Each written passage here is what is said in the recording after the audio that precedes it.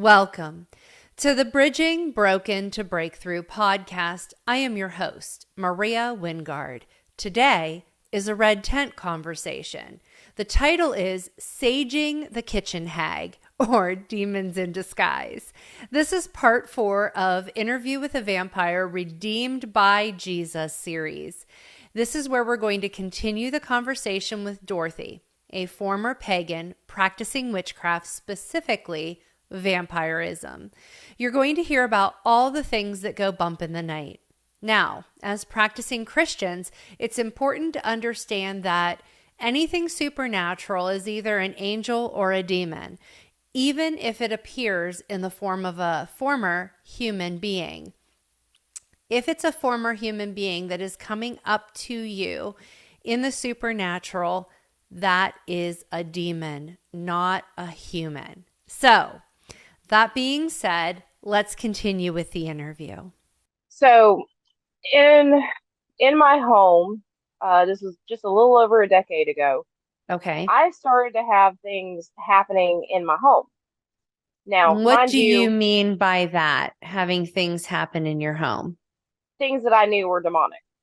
Okay. So I was going to say that, there were at the time anywhere between 5 and 7, sometimes even 11 people living in that home at one given time. So it wasn't just me that saw it. There would Were they be, all participating in the no, vampire none of life? them were. None No. of them. Well, my husband at the time, So your he, husband and you were practicing. None of the rest were that you were aware of. correct, correct. And now I do have another question because I don't think you brought this up.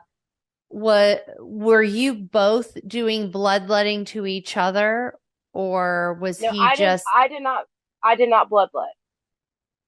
He was actually my donor. okay? My ex-husband was my donor. Okay.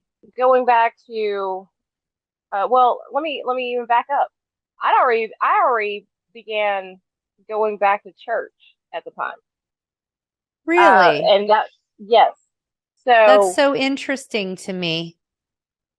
he has a couple of children, and my mother-in-law also lived in the home, and she is a very devout Christian. And of course, I knew that the children needed a good Christian foundation. Isn't that funny? I knew that they needed that.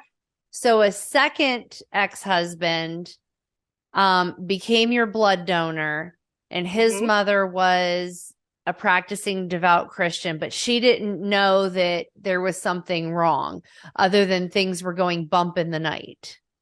Correct. Correct. Okay. Anyway, I was actually the one that wanted to get the kids back in, or get the kids in church. I wanted to do that. Even It while was you my, hated God, you hated yes, him. yes. Isn't that funny? Hmm. But yes, but I knew that at this point in my life, and this is where I had been practicing within the occult for, oh my goodness, I was probably a good 15 years in. Okay. Hmm. So I knew that I knew it wasn't right. I knew it wasn't. And I'm looking at these kids, and I certainly did not want them to be a part of that world. And I knew Mm. that they needed a real foundation spiritually. Hmm. So I was the one that brought us all to church. And was my heart in it? No, it wasn't. But it was more or less like I just needed the kids to be exposed to God, who Jesus is, that sort of thing. I wanted, I guess, in my own little weird, perverted way, I was still trying to save them. I was still trying Mm. to Save them keep from their the life innocence. that you're living. Correct. So anyway, I am actually I was a member. I became a member of the church. So when you post things about paganism and the occult infiltrating the church, you don't know who's in church. Because you were literally there practicing casting Yes, spells and and I will doing even all tell kinds of you, things. I will even tell you that I was a part of a very big organization. I won't even say the location I'm in, but No, no, I but was you're a part, talking I was about a inside vampirism. You were correct. a part of an organized religion Yes, of vampires, basically. correct, correct. A coven, Mm-hmm. and I will tell you that the members of that coven, they were regular. A lot of them were regular church goers. They had this alternate lifestyle, if you will, but they would go to church on Sundays. They would be there with their families, and their families didn't even know anything about their alternate lifestyle, if you will. Hmm. Um, so that is a very real thing that you don't know who is among you in a congregation. Wow. Um, Mm-hmm. I mean, so obviously I know that, but for our listeners, that has to be such a wow moment. I mean, I've heard many stories. I've actually, had people come out of that lifestyle that were attending church, including yourself. So it still amazes me every time I hear that. It's like you're literally practicing everything, like, as you said, giving the one finger salute to God, but yet you're in his house.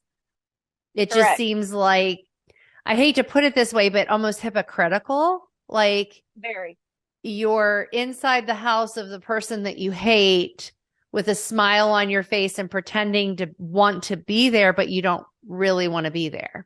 correct. But there again, the church is also a hospital for sick souls. So, Absolutely agree. but before we get there, because that's the next place I'm going. But before Okay. we get there, I'm going to talk about the stuff that was happening in my house. Yes. Sounds great. Go And for it. of course, I had very close relationships or friendships, if you will, of other witches and things. Yes.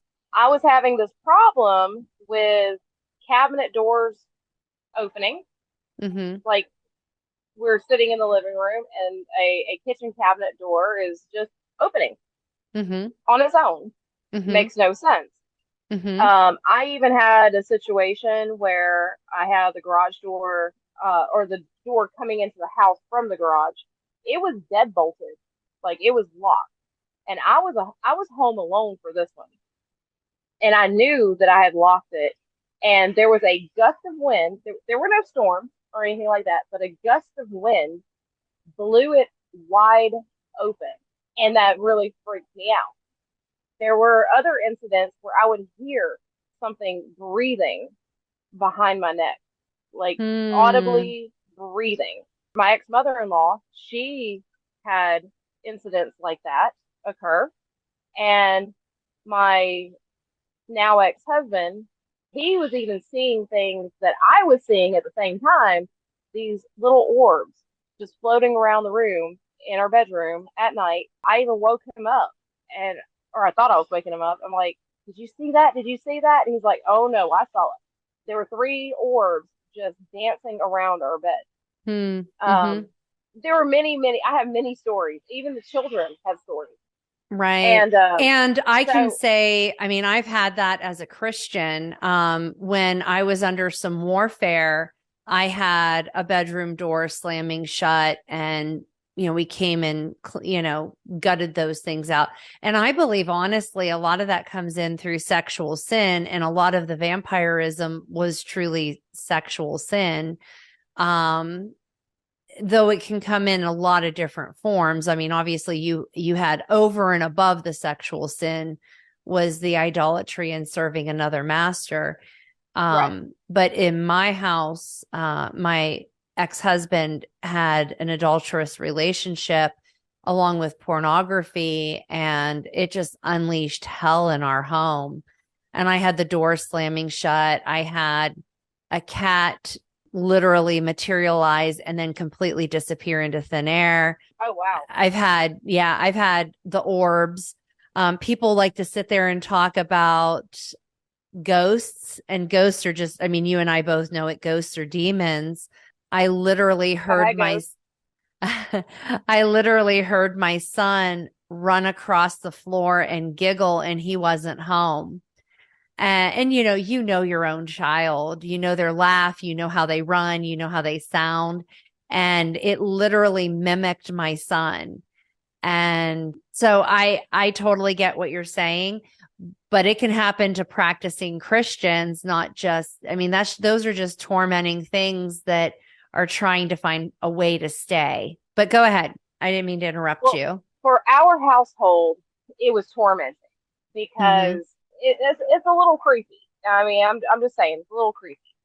Oh, And yeah. so anyway, I had a friend of mine and her husband spend the weekend with us. They came to visit us, and she is a lifetime practicing witch. Has been practicing since she was in her teens up until, I mean, she's older than me. So, Hmm. but anyway, she came over and we salted the property. We, did all the witchy things that you do to try to ward off what she called a kitchen hag, and that is a witch terminology. But Right. it's something that You attaches. got a hag that just won't leave the kitchen cabinets Right. alone. So we did all those things, burning the sage and all, What do you and think of Christians burning sage? Since you brought that up, I'm rabbit trailing. it's silly. Do you really think demons are afraid of some burning, like, leaves? I mean, they're not. I mean, they're really not. It's not warding off anything. If anything, you're making your home smell earthy. Right. And bringing um, things in. and potentially bringing things in. That's correct. That is correct, because that is an age old custom within paganism in general. Whether you are going back to the Druids, if you're going back to Indian, like American Indian culture, just witchcraft in general. That is witchcraft in general. It is, Sage is a common thing to ward off evil, quote unquote. it but it it doesn't really work. doesn't. It doesn't work. And that's what I'm getting to, is that it would these things would go away for a short period of time. When I say short, maybe a week, Hmm. and then it would get worse. And then I would sit there and do the crystals in the windows and make sure that I charged my crystals and or cleanse them, then charge them. I did all that stuff, and put them in the window and put them in the southeast corner of the house, or whatever. I did You all that did all stuff. the things. It's a lot of work. It is a There's lot of work. a whole lot of cinnamon and salt was wasted in these processes. But anyway, so none of that really worked, and it always came back.